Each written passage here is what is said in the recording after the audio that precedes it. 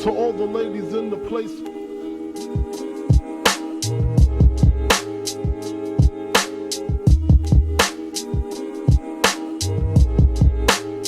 To all the ladies in the place.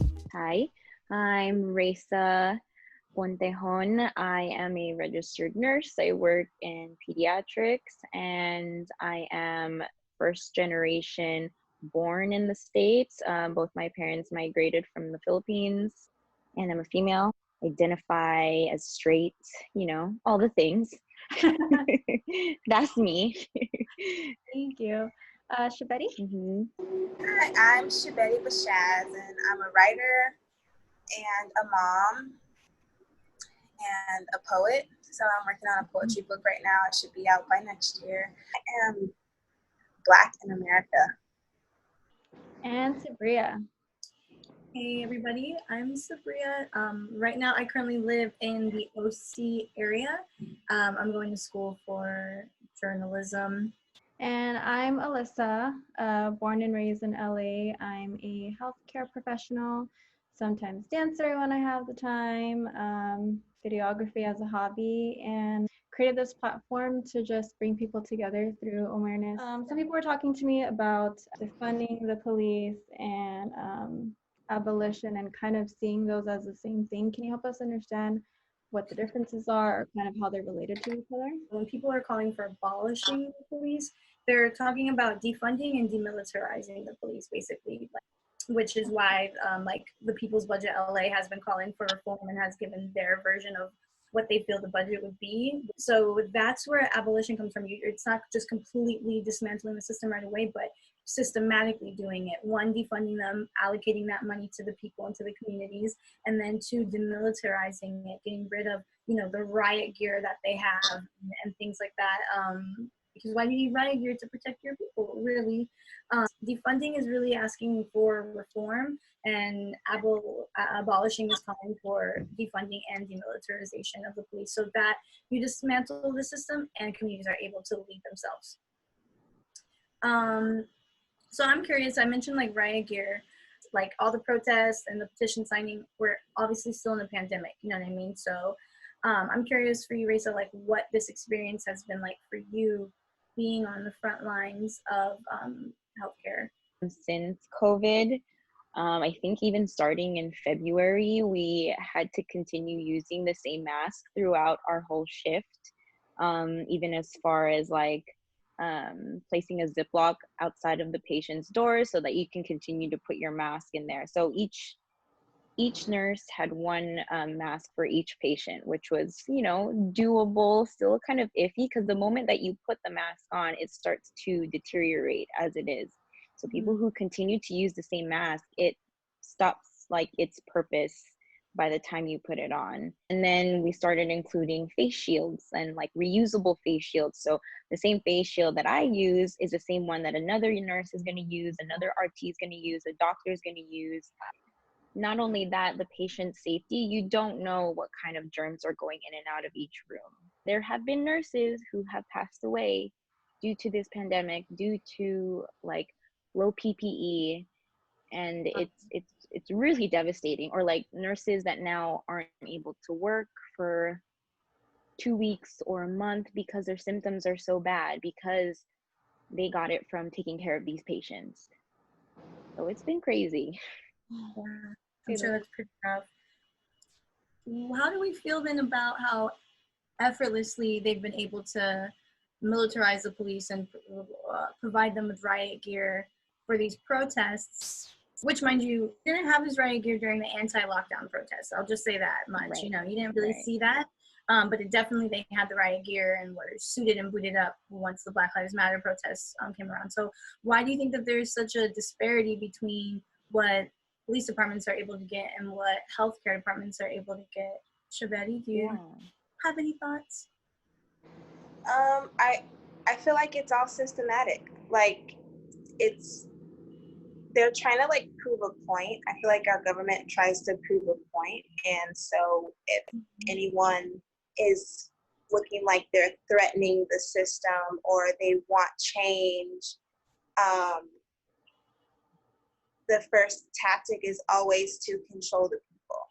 And so I feel like that's probably why our police officers are militarized and our healthcare essential workers don't have what they need, because people getting sick and people dying is not, that's population control for them. Exactly. And for Don't know.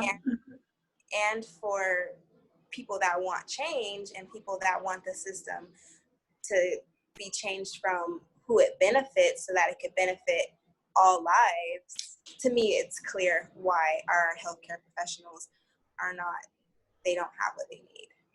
It's like, it's insane because during these anti-lockdown protests, you know, it's as if their protests have been answered.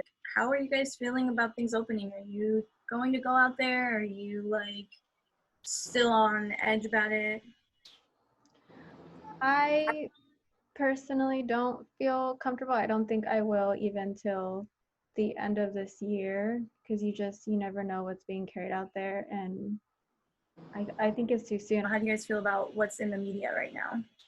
I don't watch the news. I just for the simple fact that it doesn't portray what's happening in real life. Like, it's watered down, it's scripted, it's only half of the truth. So the things that are happening, like, in the world can be, you can gain information from other sources that aren't so tampered. Yeah, because it feels like some of these like anti-lockdown protests are staged. It was so apparent that like they started to become riots and people were looting. You know, like there was such a narrative that was pushed down people's throats that like it just makes me feel so uncomfortable seeing like the side by sides of like I want a haircut protest versus like I can't breathe protests, you know. So it does make sense what you say about like it being systemic and like yeah, almost there being a population control, like survival of the fittest. Like, are you guys gonna fall for what's on the media? They had a white lady who was carrying out tons of boxes of shoes out of a store. The news broadcaster was like, hopefully she works there and she's trying to get out all the important stuff outside, you know? And it's just like, that's the reason why I don't watch the news. It's just because had it been someone that was like of color or just like a different race other than white, I don't think that they would have put it on the news that they were workers trying to get important things out. Yeah. Right.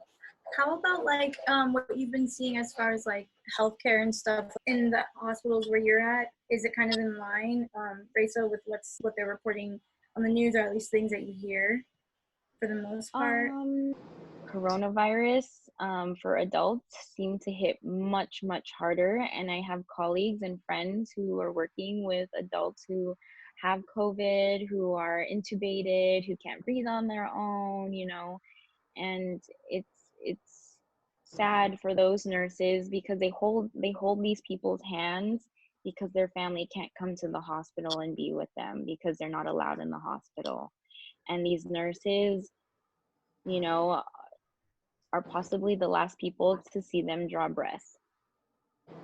And if you don't know anyone in healthcare or have heard these stories from anyone that you love, then it's possible that you don't believe that it's here, that you don't believe that it's real. I had saw a clip of like one of the anti-lockdown protests, and there was a lady saying like, I don't believe your science, you know, I believe in my God. Like there's no virus going on. So I'm curious because you work with kids, Raissa, and then you know you have a little one too, Shabetti. Like, how do you guys feel about kids being at protests? If I were at an anti-lockdown protest, I mean, those seem to have went fine. The police seem to be fine with them. So I would probably, if I was one of those people, wouldn't have felt it dangerous to take my kid. But at the Black Lives Matter protest, it just is just, no, I wouldn't take my kid to a protest. Not that protest anyways. What is the difference of like freedoms that are being infringed between the anti-lockdown protests and the Black Lives Matter protests? what do you feel like people are asking for from each individual protest? I feel like the anti-lockdown protest was about like getting out of the house and people being able to like express that they are supposed to be free and using their freedoms. It's not receiving the same news coverage, so it's kind of hard to spot the differences now. I feel like the protests for the lockdown was just more like, let me do, you know, what I normally do in terms of like, let me be out of the house, let me, you know, do my daily things, versus the Black Lives Matter movement is being treated with, you know, equality and being treated like a human. And I feel like the anti-lockdown protests were more peaceful because it wasn't really a threat to anything, and majority of those people were white. Versus the Black Lives Matter movement, it's, you know, questioning the entire system. And on top of that, for the anti-lockdown, I saw that a lot of like people who own businesses, or it was a lot of like entrepreneurs that like whose businesses were shut down because of it. It was a lot of like people who have lost their jobs all of a sudden. It just seems like they're not really seeing the bigger picture of what's happening. Like, we really have to stay at home to save each other. And though like those things are completely like, it turns your world upside down. But the bigger picture is like, if you went out and didn't wear a mask, you're risking getting yourself sick, but risking other people getting sick. But also, like, on the other side, if you did everything you could to keep yourself from getting sick, even if this was a total hoax, like this could all be bullshit, and this could all be like total crap, and it might not, like, nothing could come of it. I could be totally BSing, and like, you know, this can totally be like a conspiracy. But wouldn't you rather like wear your mask and do everything you can just in case it's like actually true, rather than risking it and making a big, not a big fuss, it's a big deal because it's changed your life, but making it harder for everyone else and like really flattening the curve, you know? That's a good point that you made.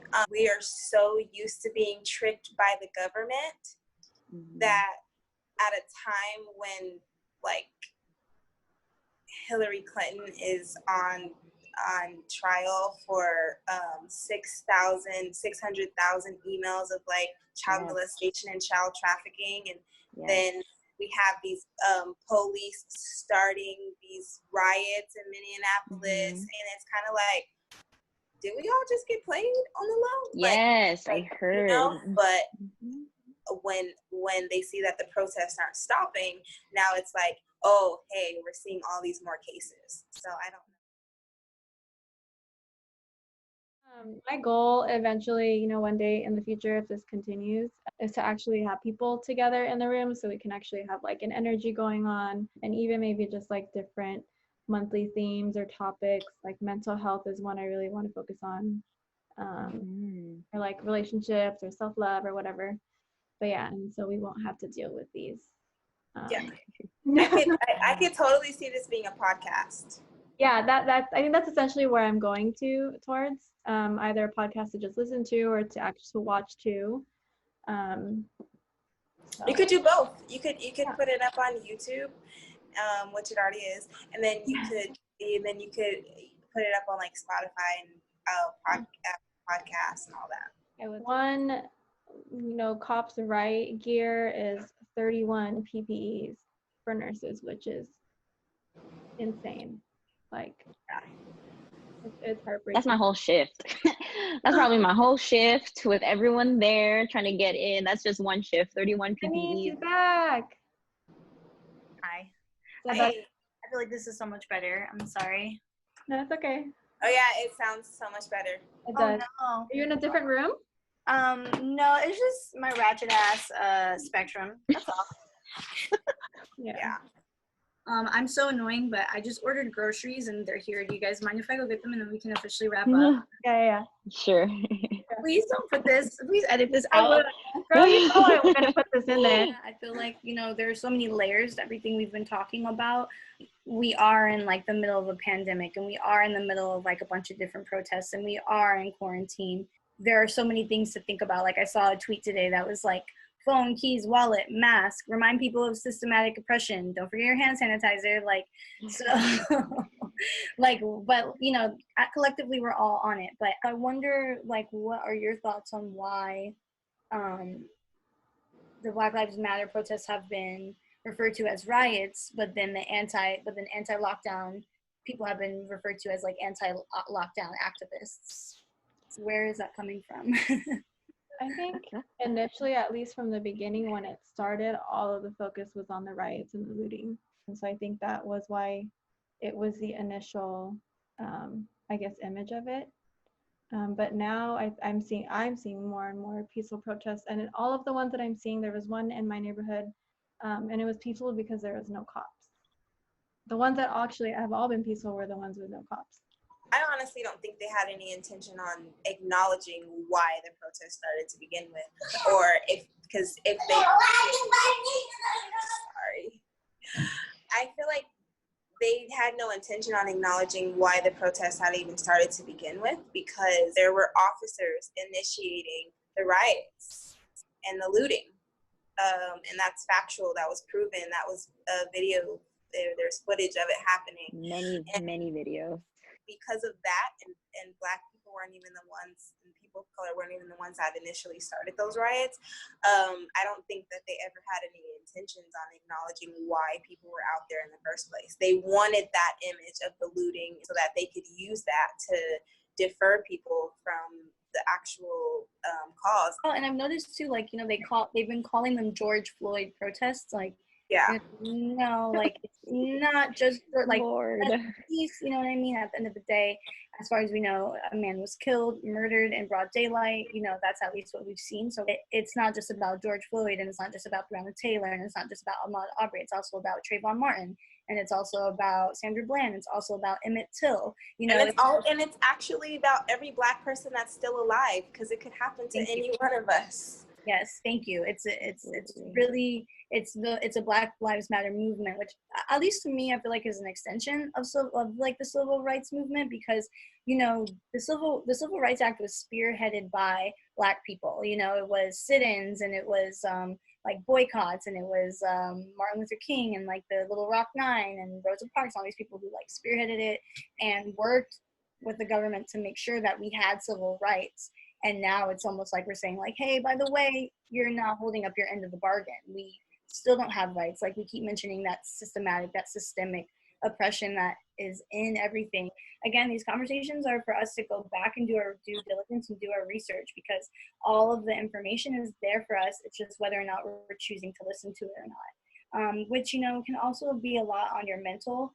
So while we close up, what has been your sense of like grounding, your sense of joy, your sense of peace while you've been either working on the front lines in healthcare, being locked down 24/8 with your kid? Like, how have you guys been finding joy throughout all of this? And before the lockdown, like, I was in school, and then I was also working, as well as like dancing a lot, and I was stressed by all three of those things. I really enjoyed being able to like have solitude, because I'm somebody who enjoys solitude, so I've been able to sink into being alone even more, being able to strengthen the connection that I have with myself, and like be stronger for me, because like ultimately like that's who you have. So literally just staring up at my ceiling doing nothing has been one of the best things for me, because I never get to do that. So that's how I found joy in this time. Well, I have to second that. I was actually, one of my things was to be like actually at home in my own space and not have to go to these different obligations that I had to go to. Like, I was trying to plan my 30th birthday, and all those plans fell through because of quarantine. And I was like, thank you, Lord. Because it doesn't mean like I was showing up up front, but it was a lot of planning and a lot of things that I actually didn't want to do, but I wanted to spend time with friends and family. But since then, I think one of like the best parts about like being at home and being in my own space is really diving and reflecting, especially with current like the current situation, it's been like reflecting on how I can be a better citizen or a better ally, or you know, how I can be more of like more of a bridge or an instrument to help other people. Like, so it's been peaceful being at home and in my space. And I've been able to do my own home decor all the time and crafting, and it's like very meditative. So I'm into it. Very nice. I homeschool my son, so that's like hasn't changed. We homeschool every morning, and then we take an outing after the academic part is done. I've been detaching, so like going to spend some hours in the park with my son without my phone is been like the go-to lately, because it's just like, as great as it is to be informed, for me it's therapeutic to be present. It's better for me to be where I am in that exact moment more than I am on my phone. I love that we all kind of have a theme of like being present and reconnecting with ourselves, and being in the moment, because that's what it was for me too. Like what you said, Sabriyya, I was go for so long. I was like working and in school and dancing at some point, living on my own, trying to pay all my bills and balance all that at the same time. And I see, you know, a therapist regularly for the last 2 years, and so I thought I had been working on all my healing and unlearning and, you know, things like that. But when COVID hit and I was really forced to be in my solitude, which, you know, I've been working on trying to be comfortable in my own company, it really hit like, yeah, you learn these things, but you need to continuously work on them. And so in COVID, I got to kind of really like listen to myself and tune into myself and kind of quiet my mind, and learn to be more present, and just learn more about myself. And that, I feel like, ultimately helps me be better to other people. It's what got me to be here and create this platform and bring people together. Editing has been really meditative for me and I enjoy. So that, on top of also just trying to continue physically moving, whether it's dancing or working out, has really gotten me through this. So I wanted to thank you guys again for sharing this platform with us. I really enjoyed getting to know all of you. To everyone watching, all the viewers, if you haven't already, please subscribe to our channel. We do this to learn ourselves, you know, all the guests on here, but we also want to hear from you. So if there's any topics you want to discuss, or if you just want to get in your feelings with us, comment below. And as always, we'll link, you know, any articles we talked about or any definitions. We'll also link our guests so you can keep up with them. Until then, everybody be safe out there, and much love to you guys. Thank you. To all the ladies in the place.